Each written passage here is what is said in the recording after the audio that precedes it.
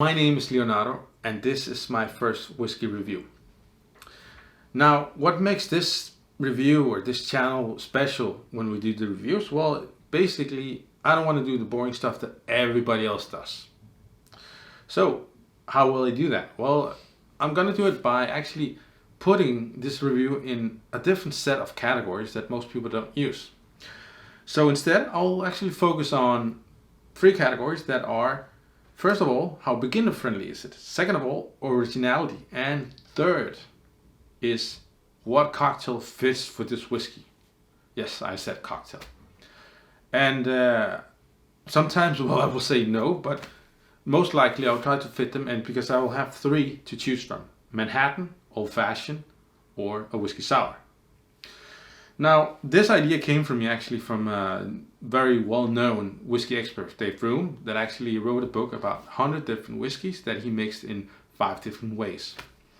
So it's not my idea, but I just took the idea and embraced it into this concept. Let's talk about the categories one by one. So since it's the first, it's going to be a bit longer review this time. But the first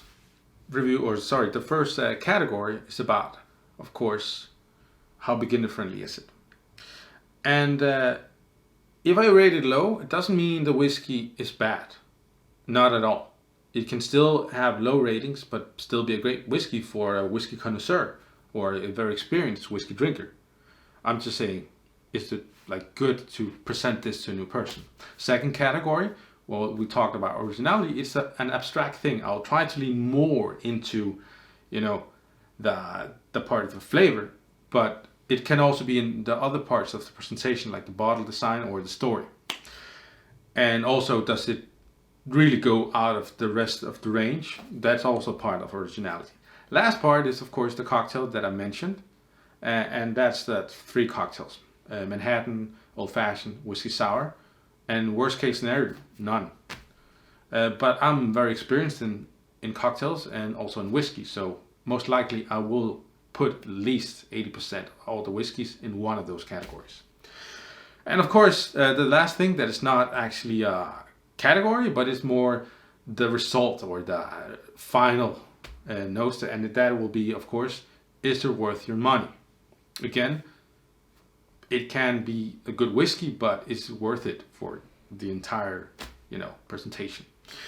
So without further ado, let's get into the whiskey. I was going to present, actually, this one, Mixter's Sour Mash whiskey. However, that was under the first review that I made before this, actually, some weeks ago. And I just didn't like something about it, and I wanted to redo it. However, there came a weekend where I used it for Old Fashioned. So I owe you one review about this one when I get a new fresh bottle. But today, I'm going to talk about Glenlivet. Now, if you're new to whiskey, this is a very well-known brand. Most people know it that are into whiskey. But if you're new to it, it's a huge brand. It comes from Speyside in Scotland.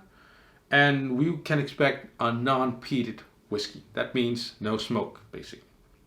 Usually they're sweet, they're floral. However, keep in mind, when we talk about sweet, well, it's not like bourbon sweet. It's like compared to Scotland, it's sweet. So think about very peated smoke, and this is definitely not in that area. It's more in the floral direction and more fruits and more, it's just sweetness into it. Usually like some vanilla flavors. But yeah, I haven't tasted it right now, and the reason I chose it is because I haven't tasted this whiskey for a long time. So I really don't even remember the flavor.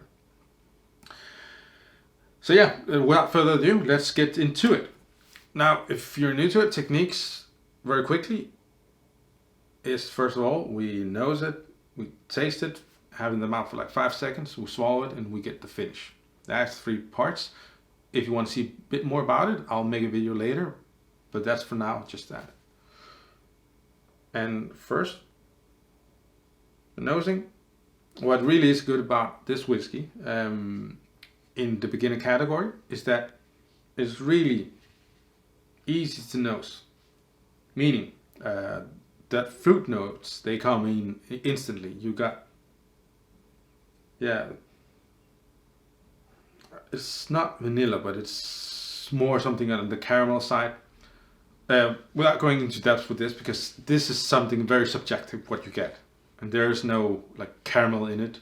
It's been colored though, this whiskey in particular, but you don't get like sugar in it, so don't think about there's caramel in it at all. But yeah, let's go and taste it.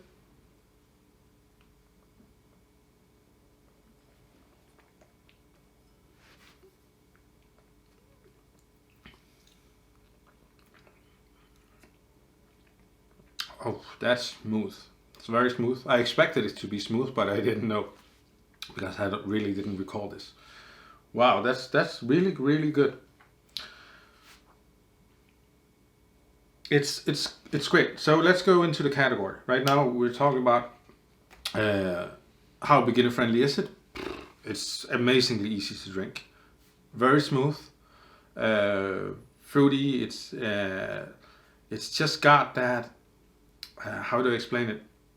It's got that ease. Like, you take one sip and you are craving for more. And the reason for that is because it has so much flavor that you actually don't taste it. How do I explain it? It dries your mouth out. And that means there's a lot of things going on, so you need to taste more of it. But in a user-friendly base, it's really high, because if you didn't notice, you wouldn't notice it. However, if you're just trying to enjoy whiskey, this is great. It's nothing in any direction that just says, okay, this is too much of something. So very well balanced, very smooth.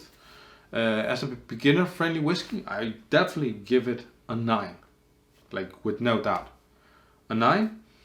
Now, the next category would be originality. I don't think it's that creative, and kind of keeps like the same line as the younger ones. Definitely smoother. So in originality, I don't think it like creates something special. It's not bad, don't get me wrong, but I will rank it a 5 in originality. The design doesn't give us much. The flavor, it's great, but it's not original compared to so much out there. So what cocktail should we put it in? That is the question. I'll take one more sip and I'll give a judgment. I have an idea, but I want to just confirm it with myself.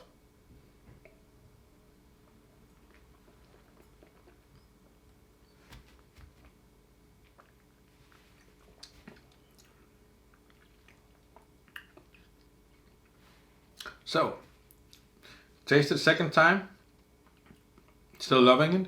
However, let's get to what drink. Manhattan, without doubt.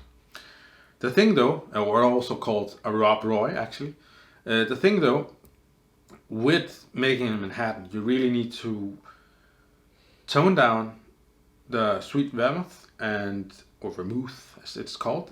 And you also have to be very careful what bitters you use, because I wouldn't use Angostura bitters. I would actually be a bit, actually yes I would. I would use 1 dash of Angostura bitters and maybe 1 dash of plum bitters, because I think that would complement very well with the main core flavor here. And yeah, that's it basically. I would make a Manhattan with this, plum bitters, Angostura bitters, and keep it light on the vermouth basically. So, is it worth the money? I checked the price just before I made this review, and I definitely think it is. It's 600 kronas here in Denmark. In, what's that, in euros? Yeah, about 100 euros? Less. It's like 85 euros. I think for 85 euros, you're getting value for your money. Definitely. Good priced.